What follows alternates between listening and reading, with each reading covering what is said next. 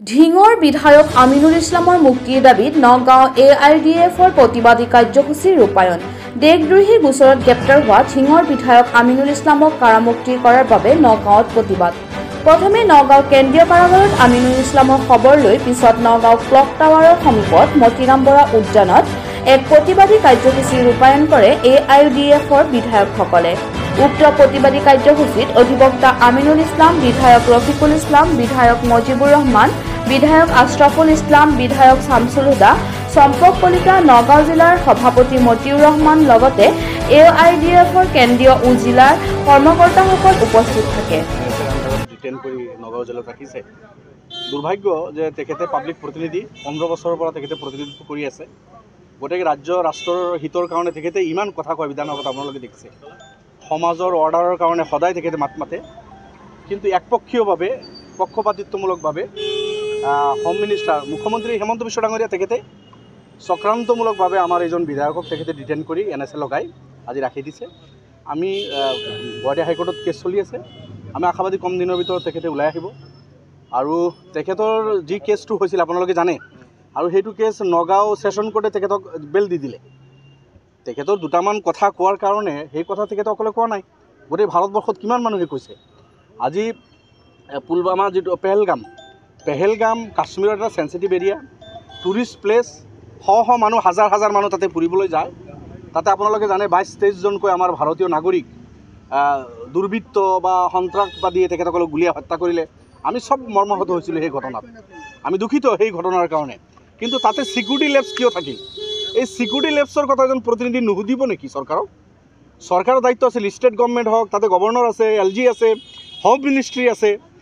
Security লেব যদি তাতে নাথাকিলেহেঁতেন, পেহেলগামত যদি 200-400-200 পুলিচৰ মানুহ যদি থাকিলেহেঁতেন, দুৰ্বৃত্তই এই কাম কৰাৰ কাৰণেতো সুযোগ নাপালেহেঁতেন। কিন্তু আৰু এই ছিকিউৰিটি লেবছৰ কথা মই নহয়, হোম মিনিষ্টাৰে নিজে স্বীকাৰ কৰিছে যে হয় ছিকিউৰিটি লেবছ আছিল, ছিকিউৰিটি তাতে বন্দোবস্ত নাছিল, যাৰ কাৰণে টুৰিষ্টৰ মানুহখিনিৰ ওপৰত হত্যাকাৰীয়ে এটেক কৰাৰ সুযোগ পালে। তো এই কথাখিনিয়েতো তেখেতে কৈছিল, তেখেতে বেলেগ একোতো কোৱা নাছিল। আৰু যাৰ কাৰণে আপোনালোকে জানে নগাঁও ছেশ্যন কোৰ্টে এই কেছৰ কাৰণে তেখেতক বেল দি দিলে কেইদিনমান পিছত। সাধাৰণতে যেনেকৈ একদম ডাঙৰ কৰি চৰকাৰে কেছ তেখেতৰ বিৰুদ্ধে লগাইছিল, কিন্তু ছেশ্যন কোৰ্টে কোনবিলাক কেছ ছেশ্যন কোৰ্টে জামিন দিয়ে আপোনালোকে জানে, যিটো হালকা ফুলকা এনেই সাধাৰণ কেছ নহ'লেতো ছেশ্যন জজে জামিন নিদিয়ে, হাইকোৰ্টলৈকে ৰেফাৰ কৰে, হাইকোৰ্টে নিদিয়ে, সুপ্ৰিম কোৰ্টলৈকে যাব লগা হয়। কিন্তু নগাঁও আমি ছেশ্যন কোৰ্টতে তেখেতৰ কাৰণে এইটো বেলটো পাই গ'লোঁ। এই কথা প্ৰমাণ কৰে যে তেখেতৰ সেই কথাটোৰ কোনো বিশেষ ডাঙৰ একো অপৰাধ নাছিল, যাৰ কাৰণে ছেশ্যন কোৰ্টে দি দিলে। ইয়াৰ পিছত চক্ৰান্তমূলকভাৱে আক্ৰোশমূলকভাৱে আমাৰ এইজন বিধায়ক দলৰ আৰু তেখেতে ৰাজ্য ৰাষ্ট্ৰৰ কাৰণে বিধানসভাত দেখিছে আপোনালোকে কিমান সৰব, অসমীয়াৰ কাৰণে, জাতিৰ কাৰণে, দেশৰ কাৰণে তেখেতে কিমান মাত মাতে। এইজন দেশদ্ৰোহী হ'ব পাৰে নেকি? মুখ্যমন্ত্ৰী ভালদৰে জানে যে এইজন বিধায়ক যিজন সদায় বিধানসভাত সৰব, নিজৰ ৰাজ্য ৰাষ্ট্ৰ জাতিৰ কাৰণে, জাতিৰ মংগলৰ কাৰণে কথা কয়, সেইজন বিধায়কক পক্ষপাতিত্বমূলকভাৱে আক্ৰোশমূলকভাৱে ডিটেইন কৰি থৈ দিছে। দুৰ্ভাগ্যজনক, লজ্জাজনক। আৰু এতিয়াতো আমি কোৰ্টত গৈছোঁ, গতিকে আমি আশাবাদী কম দিনৰ ভিতৰত তেখেতে ওলাই আহিব। আমি আজি 6জন বিধায়ক আহিছিলোঁ, আমাৰ যিহেতু অতীত বহুদিনৰ পৰা তেখেতে ইয়াতে আছে। তেখেত আমাৰ বিধায়ক কৰিমউদ্দিন বৰভূঞা, বিধায়ক এডভোকেট আমিনুল ইছলাম, বিধায়ক এডভোকেট মজিবুৰ ৰহমান, বিধায়ক নিজানুৰ ৰহমান, বিধায়ক আশৰাফুল হুছেইন আৰু মই ৰফিকুল ইছলাম। আমি 6জন বিধায়কে তেখেতক সাক্ষাৎ কৰিলোঁ, তেখেতৰ পৰিস্থিতি বুজ ল'লোঁ, শাৰীৰিক অৱস্থাৰ খবৰ।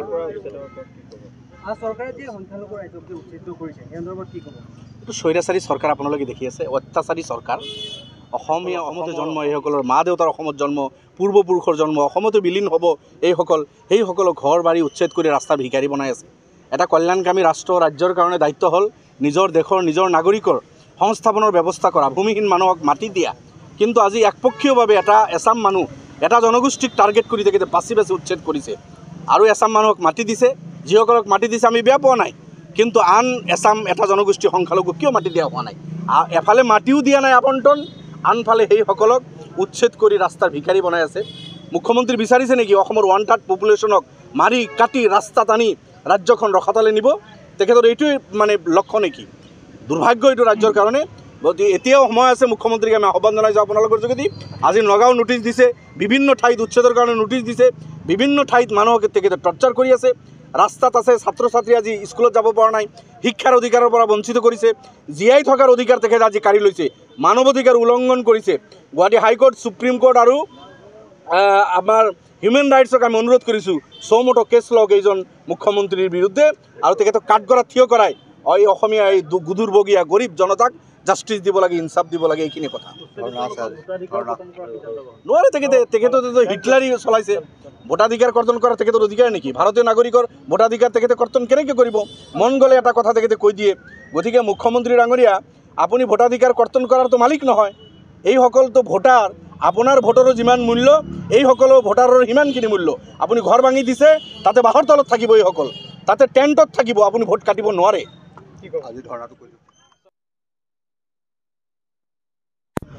আজি তেনেকুৱা বিজেপিৰ বহু নেতাই অসমৰ শান্তি বিঘ্নিত কৰাৰ সৃষ্টিৰে সাম্প্ৰদায়িক উক্তি গোটেই দিনটো দি থাকে।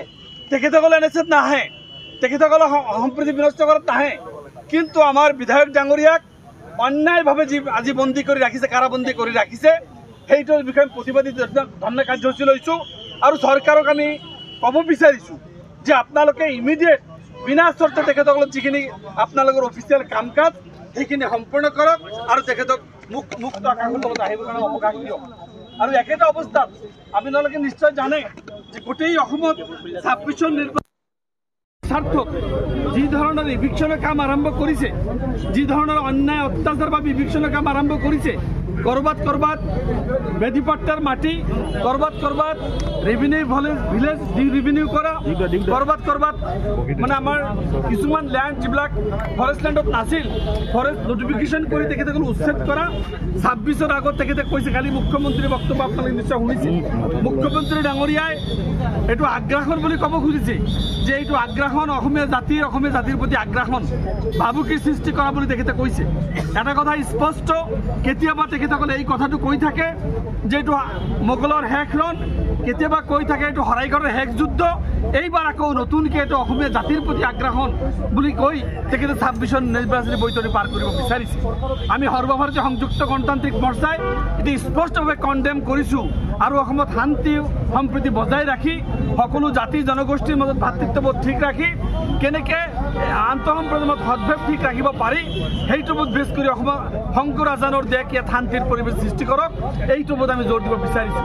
আৰু আজি শেষতকৈ আপোনালোকে এটা কথাই ক'ব বিচাৰিছোঁ যে আমাৰ আলহাজ আমিনুল ইছলাম ডাঙৰীয়াক অন্যায়ভাৱে এটা ড্ৰেগনিয়ান ল লগাই তেখেতক কাৰাবন্দী কৰি ৰাখিছে। এই অন্যায়ৰ বিৰুদ্ধে প্ৰতিবাদ আমি সাব্যস্ত কৰিছোঁ আৰু মন্ত্ৰী ডাঙৰীয়াক আমি মুখ্যমন্ত্ৰী ডাঙৰীয়াক আমি অনুৰোধ কৰিব বিচাৰিছোঁ যে ইমিডিয়েট তেখেতক মুক্তি দিয়ক আৰু এটা আইনৰ শাসন প্ৰৱৰ্তন কৰক। ইয়াত আইনৰ শাসন নোহোৱা হৈছে, ৰুল অফ ল নোহোৱা হৈছে, নেচাৰেল জাষ্টিছ ভায়লেশ্যন হৈ আছে, আজি ফাণ্ডামেণ্টেল ৰাইটছ ভায়লেশ্যন হৈ আছে। অসমখন শান্তিত থাকিব দিয়ক, অসমখন উন্নতি কৰিব দিয়ক। যিসকল খিলঞ্জীয়া লোক আছে, মুখ্যমন্ত্ৰীয়ে কৈছে যে তেওঁলোকে জিলা আয়ুক্তৰ ওচৰত গৈ এপ্লাই কৰিব পাৰিব, যিসকল মানে অসমৰ খিলঞ্জীয়া লোক বুলি কৈছে। অসমৰ চব খিলঞ্জীয়া ডিফিনিশ্যন আজিলৈকে হৈছে নেকি? অল একচেপ্টেড খিলঞ্জীয়া ডিফিনিশ্যন কি? এছেম্বলি দিব পাৰিছে নেকি খিলঞ্জীয়া ডিফিনিশ্যন? আহোম সাহিত্যসভাই দিব পাৰিছে নেকি খিলঞ্জীয়া ডিফিনিশ্যন? আছুৱে দিব পাৰিছে নেকি? হাইকোৰ্ট সুপ্ৰিম কোৰ্টে কৰি দিব পাৰিছে নেকি? তেখেতসকলে অকল খিলঞ্জীয়াৰ নাম লৈ আজি এক শ্ৰেণীৰ মানুহক এটা ছেপাৰেট আইডেণ্টিটি দিব বিচাৰিছে। কালি তেখেতক ভোটাধিকাৰ কাটি দিয়া হ'ব, মুখ্যমন্ত্ৰীৰ ভোটাধিকাৰ কাটিবৰ ক্ষমতা আছে নেকি?